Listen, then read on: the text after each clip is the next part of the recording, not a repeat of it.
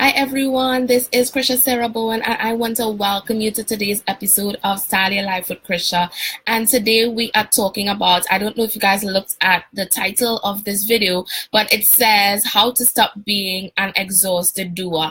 And today I want to share from the point of some people who are just exhausted with doing, and even though they are doing, they feel as though they aren't accomplishing anything. So today, you know, when you go into, or you guys may have seen it on movies, when people go into Alcohol Anonymous, they say, my name is, and I'm an exhausted, and I'm an I'm an alcoholic. Today, when you join me, I want I see Sonia just popped on. Today, when you join me, if this topic is for you, I want you to say, my name is, and I am an exhausted doer. And an exhausted doer is just someone who is caught in the cycle of doing. And as much as they do, they feel overwhelmed, they feel tired, they feel exhausted, and they have been trapped in this cycle of doing. So once you come on today to join me live, I want you to say, hi, my name is, and I am an exhausted doer, just so that I can ensure that I'm not talking to myself.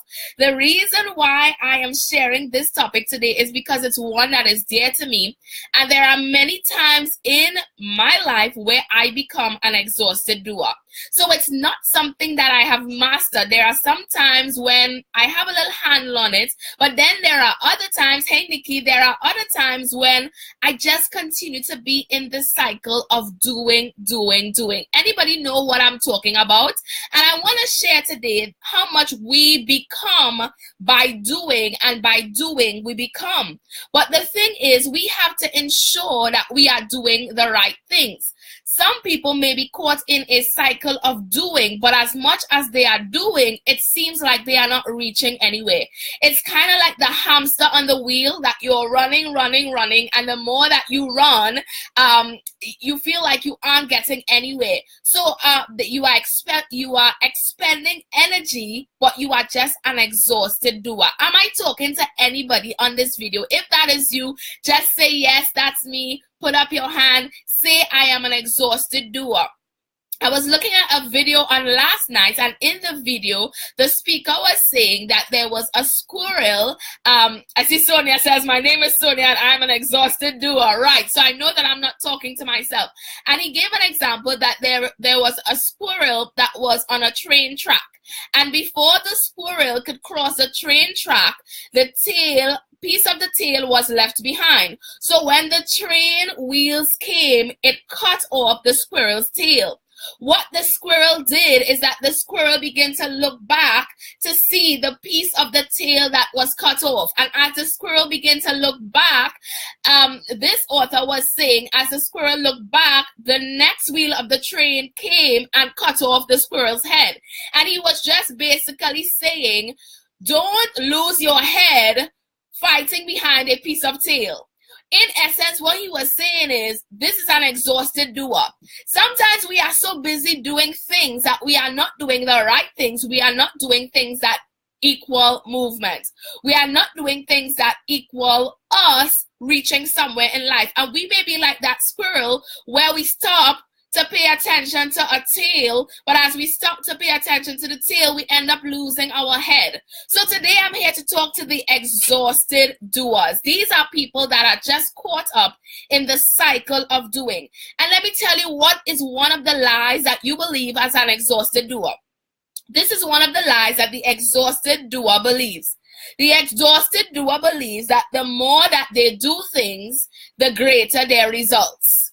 The more they do, the more results. This is what the exhausted doer believes. So they continue to do, and then they wake up realizing they are so exhausted, they are so tired, their energy is drained, and when they look at the progress, it's just like the squirrel looking after tails and losing their entire head. So the lie that the exhausted doer believes is that the more that they do, the greater the results. And this, in essence, is a lie. Because guess what? If you are not occupying your space, hey Crystal, hey Shashia, if you are not occupying your space, the more you do, the more exhausted you become. Because we are not created as human doings, we are created as human beings. There are some people who are just professional doers. Every time you talk to them, every time you meet them, they are always doing something. But is the something or the some things that they are doing adding up to the big picture, or are they just a professional doer just caught up in the cycle of doing things? Are you just busy being busy, or are you busy obtaining a particular goal? Because the thing about professional doers, they are doing a number of things, but they are like the squirrel. It's like the professional doer is always stopping to put out fires. Their life is always an emergency. Why? Because they are never prepared. So it seems like they are always caught up in the midst of a crisis. It seems like an emergency always happens in their lives. Why? Because the professional doer is busy chasing and neglecting planning. So when the professional doer meets a challenge, it becomes a crisis because there was no plan, there was no forecast, there was no insight. So the professional doer is always in a crisis, always in an emergency, always outing fires because there is no plan. So their entire life becomes an emergency. And guess what, guys? I am talking to you because this has happened to me. There were times that I lived my life just waking up every day and letting whatever happen. And as that happened, I became a professional doer. So I was very active in doing things for other people. I showed up for my friends. I showed up for my family. But I realized that I was not showing up for me. And there's some of you who are watching this video right now. You show up when your children call. You show up when your husband calls. You show up when your job calls. You show up for everyone else. But when it's time to show up for you, are you showing up for you? I want you guys to think about that for a minute. Are you showing up for you? I always say, if you are not together, it means that everything that flows out of you is going to flow from a place of chaos. Because guess what? You are in control of you. And if you are always in a crisis, if your state of mind is crisis, guess what? Everything that flows out of you now becomes crisis. Everything that you touch, everything that you get involved in because of this professional doer syndrome. Because you are busy doing things, expecting greater results, right? And as you're busy doing things, expecting greater results, you actually become a professional doer who is moving further away from their results. And you become like the squirrel chasing a tail and losing its head. Is this helping anybody? Does anybody see themselves in what I am sharing? Just give me some feedback. Give me the hearts if this is helping you already. So let's talk about professional doers. Professional doers are the people on the job who think, if I work 50 hours, I get a promotion. So then if I work 80 hours, I'm going to get more money. This is a professional doer mindset. The professional doer begins to say, okay, if I work 50 hours and I get a promotion, then if I work 80 hours, I'm going to get a raise. The professional doer is not thinking about strategy. They are just thinking about what more can I do? How can I continue to use my energy? What more can I give in exchange for what I want? But they are not planning smarter, they are planning harder. So they plan to work very hard and not very smart because they believe that the more they do, the higher the results. There are some people that are so caught in this tragic cycle because they feel, I must be doing more. If I need more in my life, then I need to be doing more. When in essence, if I need more in my life, I need to be doing more of what matters. I need to be doing more of what I am purposed to do. I need to be doing more of what I enjoy. I need to be doing more of what my passion is, not just doing more. Because doing more causes you to become a professional doer. And professional doers, if you look at their track record, they either end up being burnt out, they end up being very exhausted, they end up being frustrated with life, and they end up, hey Gemma, they end up realizing that as much as they were doing, they did not have results that were equal to the amount of doing that they were doing. Because they were busy doing so much that the doing did not add up to any big picture. The doing did not add up to any plan. The doing did not add up to any goal. So are you stuck doing, or are you stuck becoming? We are supposed to be becoming, and we will always be in this stage of becoming. As we do, we become. But are we doing the right things to become the right person that we were created to be? Because we can be busy doing, but the more we are doing, we can possibly be going further away from the things we love, from the things we are called to do, from the things that we are passionate about, because we just want to do, because we just want to help, because we just want to show up for everyone, because we just want to be seen as loyal, because we want to be seen as the committed one, because we want to be seen as the one that always shows up. Now, there's nothing wrong with you being the one that always shows up. But make sure, if you are the one that always shows up, that when you show up, it's something that is benefiting you.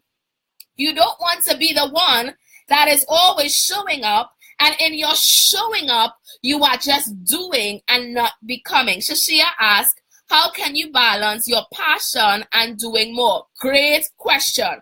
So she asked, how can you balance your passion and doing more?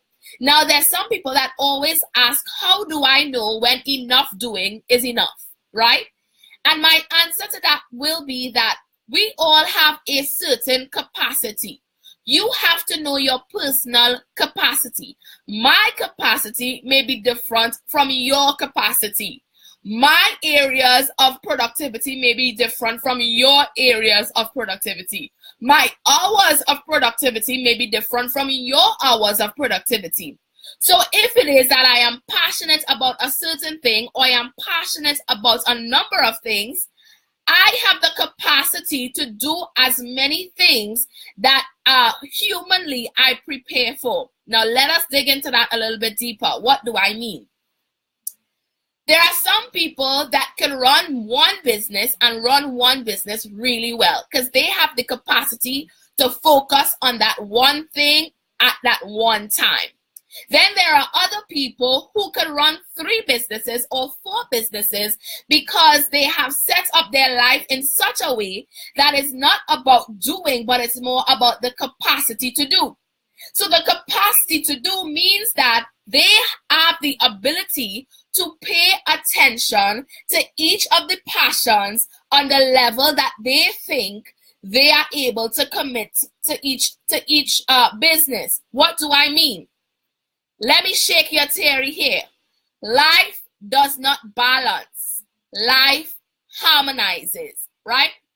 You are never going to be able to balance your life because life does not balance. Life harmonizes. What do I mean by life harmonizes? We each have different things that are important to us. We each have different goals. We have different core values. We have different things that are important to us. You have to have things in an order of importance and pay priority to the things in your life based on the importance.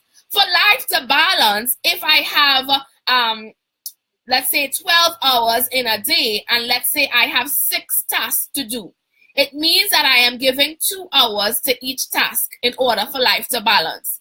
If you think about your life, right, practically, can you give equal amounts of time, energy, and resources into everything that you believe that you want to do or want to achieve right now? You guys answer that for me. That's a question. Think about it. Can you give equal amounts of time, resources, and energy? I want some feedback, right? You guys talk to me.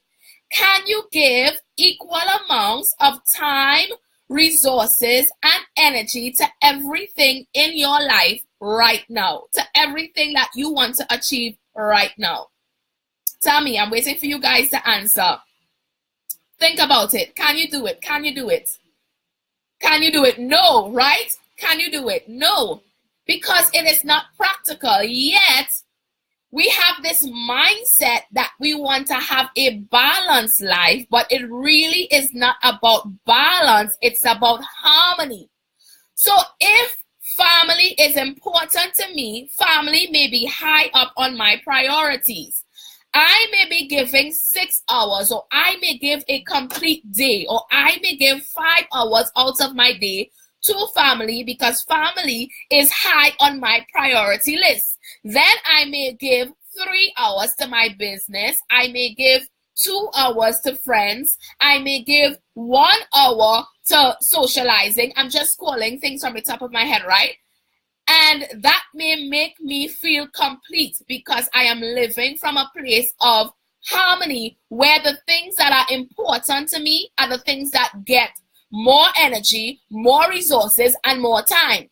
And the things that are just as important, but maybe I can give them less resources, less time, and less priority, is the things that I distribute differently. So, Shashia, to answer your question, you will never be able to balance, but you will be able to harmonize. And you have to know what harmony is for you.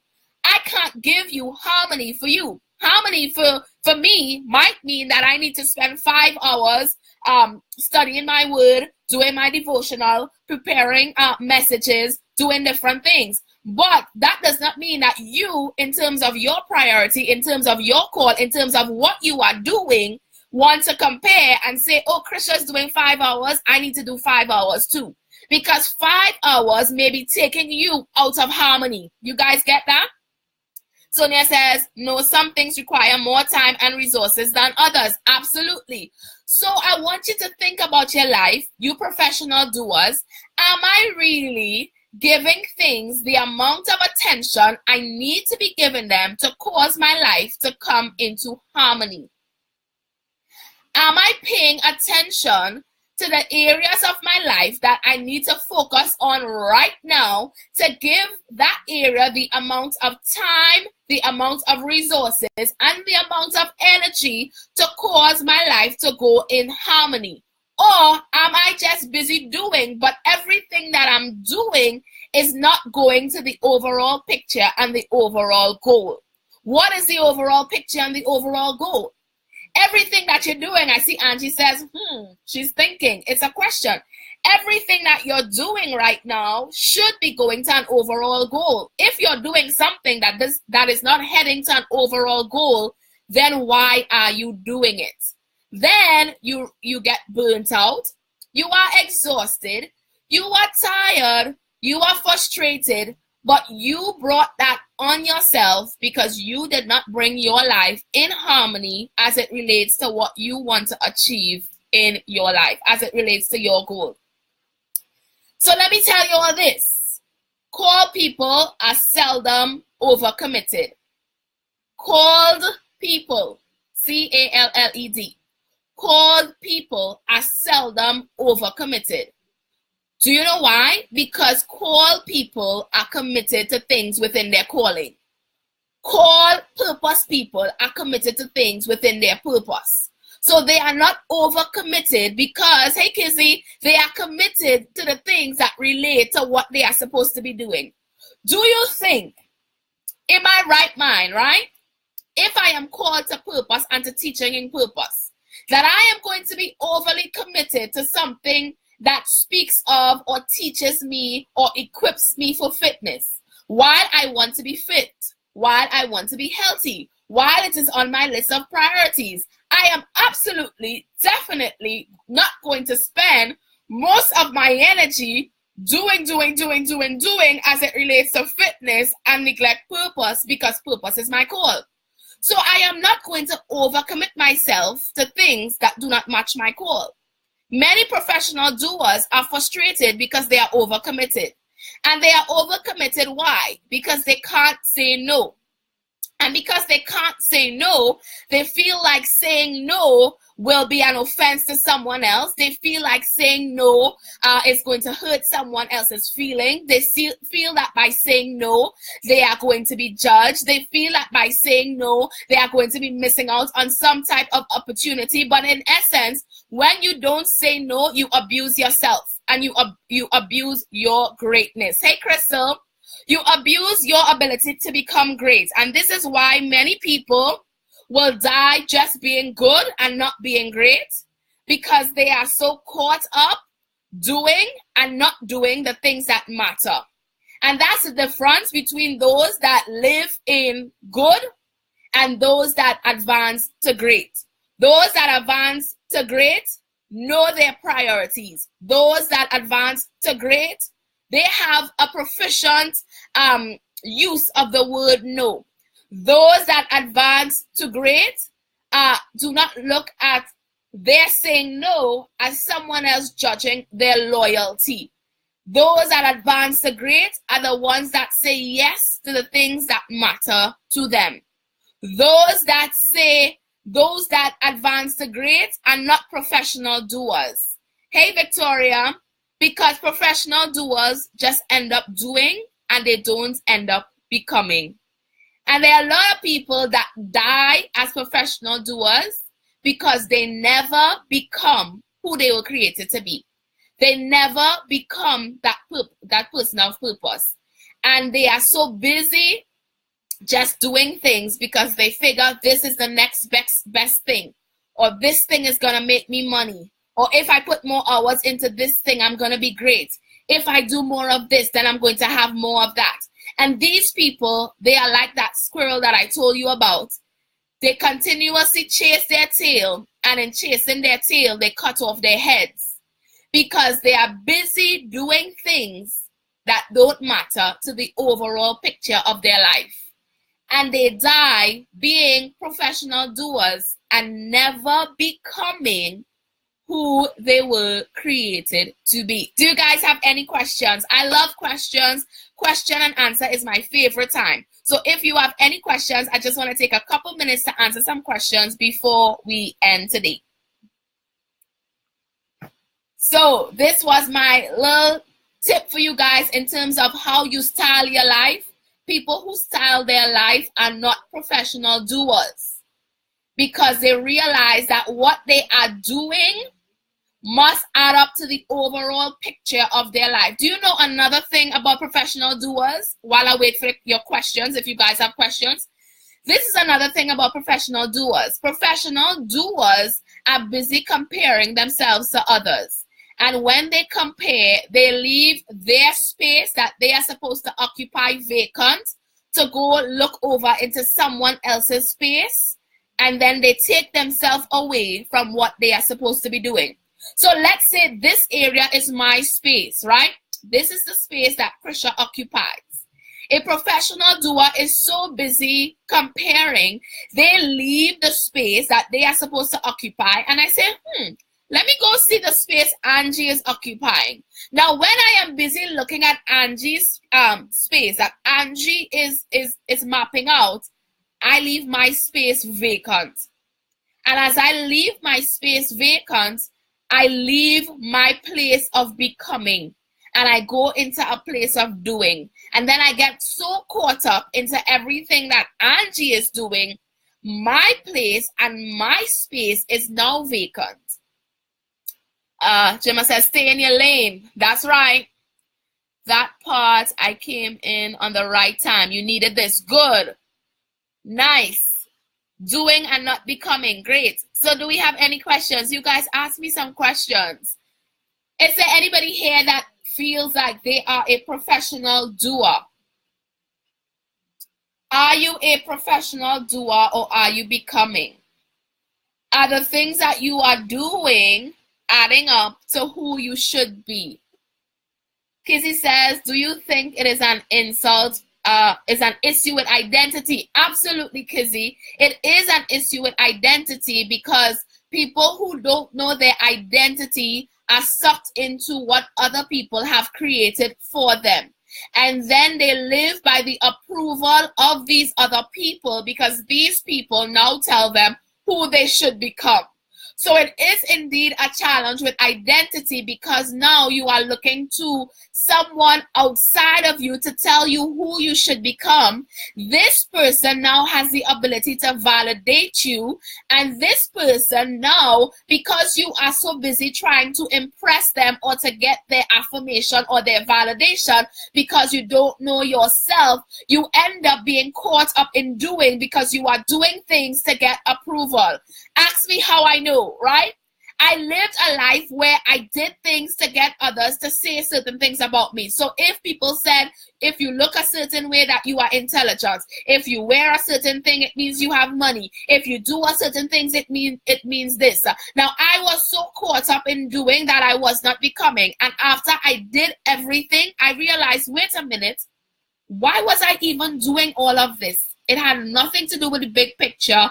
I ended up being broken and empty. And then I realized, wait a minute, you were doing all of this because you didn't understand your purpose and identity. So I was busy trying to impress the boss, because I needed the boss to say, good job, Krisha. Krisha is the best employee. She does this, she does that. I needed people to say, wow, she's a hard worker. Because the more they said this, Kizzy, is the more it began to cause me to feel a certain way and to feel validated. So I was caught up in doing by the approval system of others. And being a professional doer, it was so exhausting to the point where I was tired. There were times where, I just could not stand it anymore, because it was almost as if I was living a life that was not my own, which was a pretensive life, just because I wanted people to see me doing, because somewhere in our mind, we think that doing means successful. We think that doing means busy. We think that doing means productive. We think that doing makes money, when doing only makes money if you are locked up in your purpose, for your purpose is your place of provision. Anything outside of that is going to lead to frustration, and you are going to be an official, professional doer, doing things to reach a goal that you never reach, because that goal is tied to your purpose and your space and your call and the things that you are called to do.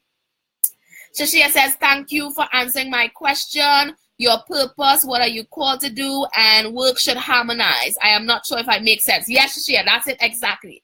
Gemma says, explain the difference between harmonizing life and multitasking. Absolutely. Great question, Gemma. I love that question, because a lot of people always ask me about multitasking.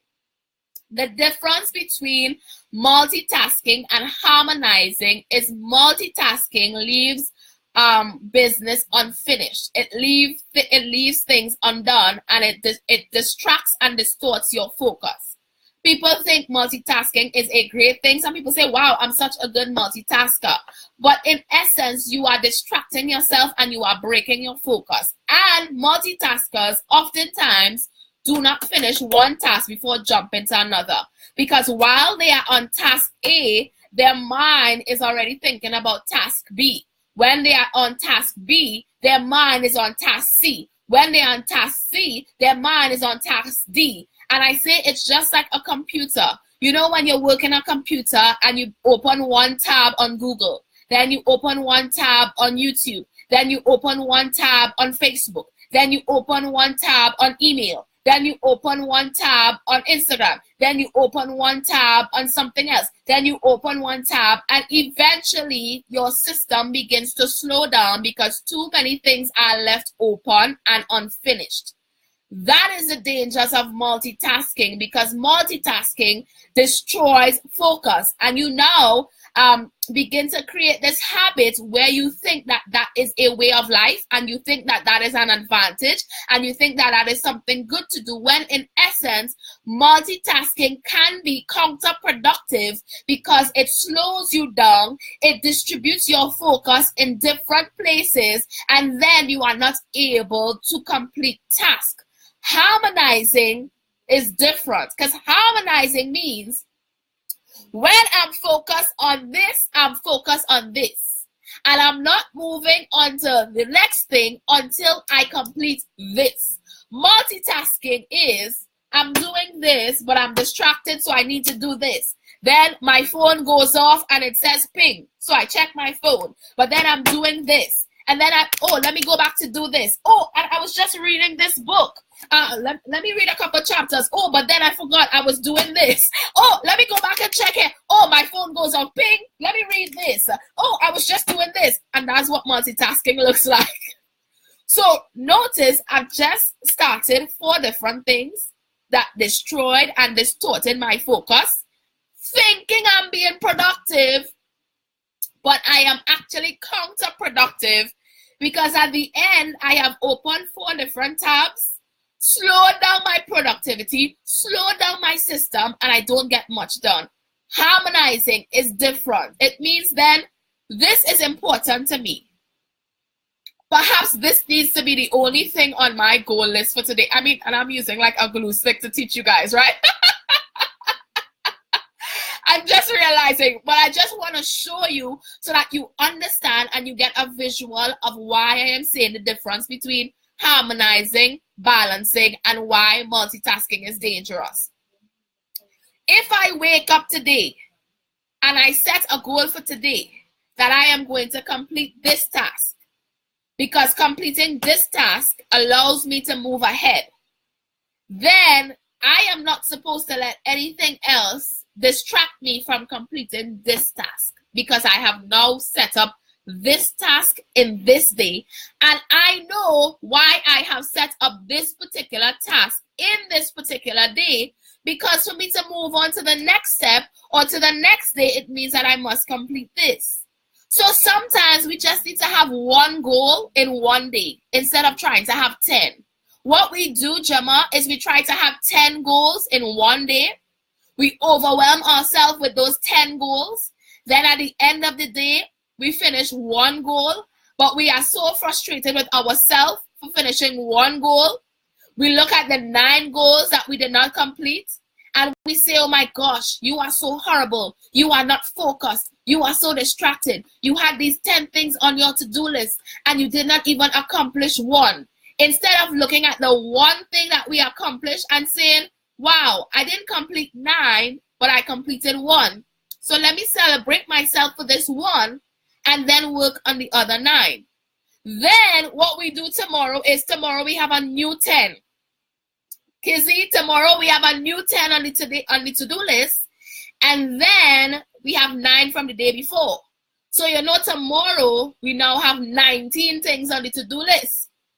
We do 1, so we're down to 18, right? Then the day after we add another 10, so now we up to 28. And you're swimming in goals and you're swimming in things that you need to do, because you are giving yourself too many assignments. You are giving yourself more than what is realistically possible. Man, if you could work on one goal, honey, work on one goal. If you could work on 2 goals, darling, work on 2 goals. Why give yourself 20 goals, be stressed out because you didn't complete 20, then the following day, oh, what did I do here? I hit something. I'm trying to see you guys' comments, right? Hey, Darren, I'm now seeing your comments. And she says, madness. Wow, I had to retrain my mind to think this way. Yes. So you give yourself 20 goals, right? Because you look over and you see, wait a minute, Victoria doing 20 things. So that means I could do 20. Maybe Victoria capacity is at 20 and maybe your capacity is at 2. By all means, rock out your 2 goals and celebrate your 2 goals. And the next day, take another 2 goals. But stop trying to keep up with the Joneses and rock out 50 goals. And then by the end of the week, you have 200 goals and you accomplish 1. You're frustrated, you're overwhelmed, you're tired, you're burnt out. You're just demotivated. You want to give up because you have just given yourself too many things, too many responsibility. Your life is not in harmony. Your life is totally out of whack because you have become a professional doer. Do we have any other questions? Any other questions? I'm seeing you guys' comments. Angie is laughing. Gemma, did I answer your question? Let me know if I answered your question. And let me know if you guys have any other questions before we end. question and answer is like my favorite part. I'm trying to type here. Okay. Angie said this is good. Gemma says, explain how the purpose planner can help. Oh, sure, no problem. So this is actually why I designed the purpose planner, right? I love planners, but it seems like I could never get a planner that could fit my needs.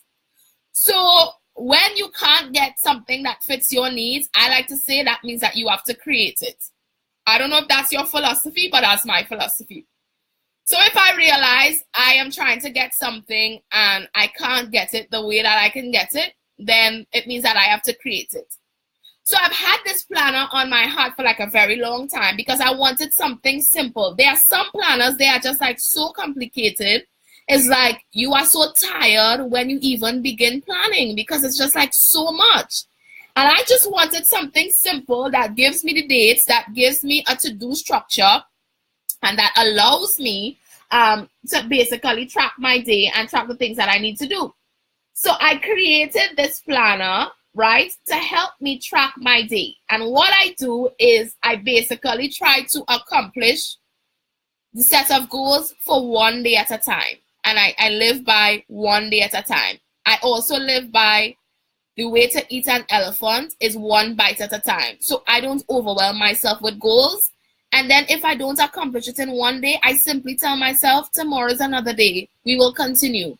And that's how I'm able to keep a mental frame of mind that is progressive because I don't stress my mind out.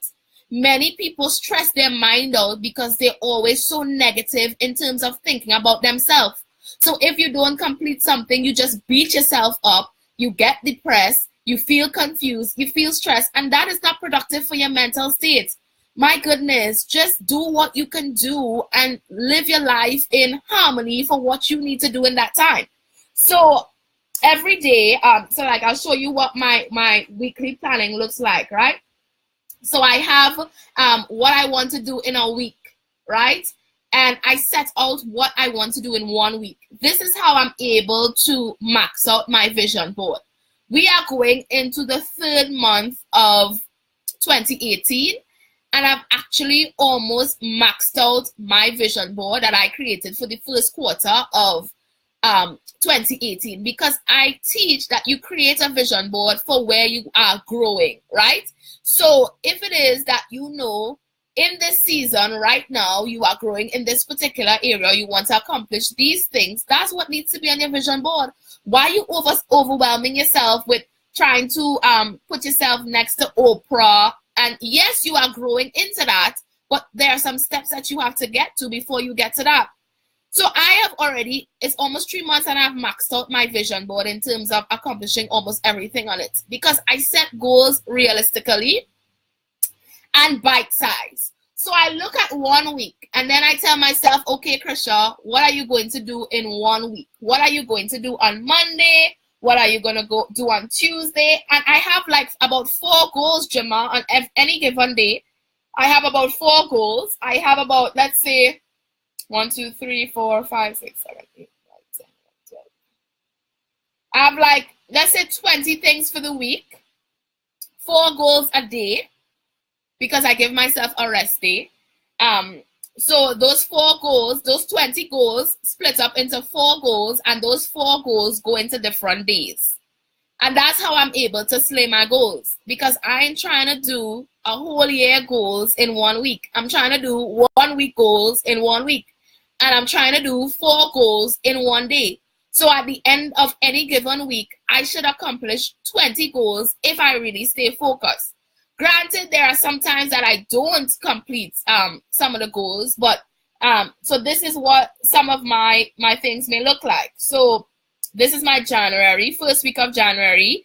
I had on my to-do list, plan out topics for Moments with God. Moments with God is my devotional and my prayer training that I do. I don't just wake up Monday, Wednesday, Friday thinking, okay, what am I going to teach these people today? No, I sit and I plan out at least a couple weeks and I say, okay, this is what the study is going to be today. Sometimes it changes, but I have a plan. So on 1 week, I said, okay, so I'm going to sit and I'm going to plan out all my topics for January for Moments with God. Then I have here that I'm going to plan out my content for my coaching clients in my Master Me group. So when I have classes, I don't just wake up and say, what am I going to teach my class today? At the beginning of January, I have already planned out what my class is going to learn, and I have already written, the lecture notes and all of that. Then, let's see, some of the other goals that I have. Check with my accountability partner. So I have an accountability partner, and we meet on certain days. So I have something that's called accountability partner goals. So when I talk with my accountability partner, right, we set up specific goals. I tell her what I want to accomplish. She tells me what she wants to accomplish.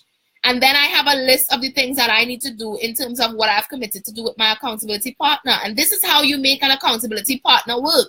Many of you, hey Simone, I just saw you joining. Your accountability relationship is not working. Why? Because you're not holding yourself accountable. Accountable means that I am going to do my part of my goal setting. It does not mean that that person is going to make me do it. It means that I hold me accountable, and there is someone that I'm going to answer to. And then at any given point in time, when we meet on the next week, she's going to ask me, okay, Krisha, you committed on Monday to do XYZ. Did you do XYZ? And because I'm not going to remember what I committed to, in my meeting with my accountability partner, I have a list that says accountability partner goals. So when I sit on Set the Tone Sunday, when I share in my group Purpose Diaries, Set the Tone Sunday is when we sit and plan. When I sit on Set the Tone Sunday, I have my list of what I told my accountability partner that I was going to do. And then I give myself a day every week, and I plug in those accountability goals in the space. And this is how I use my purpose planner. I don't know how some people use it. Yeah, it's cute and it's pretty, but it's very functional in terms of how you can set goals for each day. So on Sunday, you would notice that my Sundays are always blank, because on Sundays is when I go to church, I take a rest, but I plan out my entire week. So from Monday to Friday, sometimes Saturday, we're grinding. But you'd notice that I have my Sundays blank and my Saturdays blank because I knock out my goals in 5 days. And Gemma asks how I use my planner. That's how I use it. And let me see what else is the benefit of this planner. Thank you for that question. Good question. Good question. Anybody else? Any other questions? Angie says, that is what I'm working on now. Good. Excellent. Excellent. Angie is one of my Master Me elites, and we have class tonight. Anybody else has any other question? Has this helped you, right? Gemma, so I've just given you my entire system. Would you develop an online version of the planner? I may. Good question. I may. Because some people like technology. I just like to see things written down, because I find I get, I'm more productive when I write. So technology is cool. Possibly great idea, something to consider. Anybody has any questions? So me showing you my system, has this helped anyone to kind of develop a system? What did I say? Set goals that you know you can achieve. If you can only do 5, give yourself 5. Stop trying to give yourself 20 in one day. Then have set amounts of goals for every day. So every day you say what you're going to accomplish in that day and focus on it. So like every day I look at my planner and I say, okay, what did I say I was going to do on Thursday? So when I look at my planner and I look on the Thursday, that's why you have a planner, not just to write it up and then not look at it. So I revisit my goals regularly. So I go back to Thursday and I said, okay, you're going to plan out your next 2 weeks of program. You have a major launch that's coming up. You have to prepare for some speaking engagements. You have to go live in Purpose Diaries. So these are the things that I have on Thursday. So that I make sure that on Thursday, I'm live right now. I'm doing my content for my next 2 weeks, preparing for my speaking engagements, and doing the marketing of my products. And that's my goals for Thursday. And after Thursday, that's done. When it's done, I tick it off because the tick is my form of encouragement, or the X. So I X it off to show, well, I have completed this particular goal. Okay, so I've been here with you guys a very long time. So from like 45 minutes. So if you have any other questions, feel free to put them at the bottom of this video. I hope this video has given you some great tips, and I hope that many of you will transition from being professional doers, and that you will become, and that you will not just do, but you will do things that are in line with who you are becoming. You guys have an amazing Thursday. Now I go prepare for my class tonight, my Master Me Elites. So you guys, I'll see you again in virtual land. Have a great evening. This has been Style Your Life with Krisha, where I teach you practical tips to begin styling your life for success, styling your life for purpose, so that you can live the life you love and love the life you live. Have a great evening, guys. Bye-bye.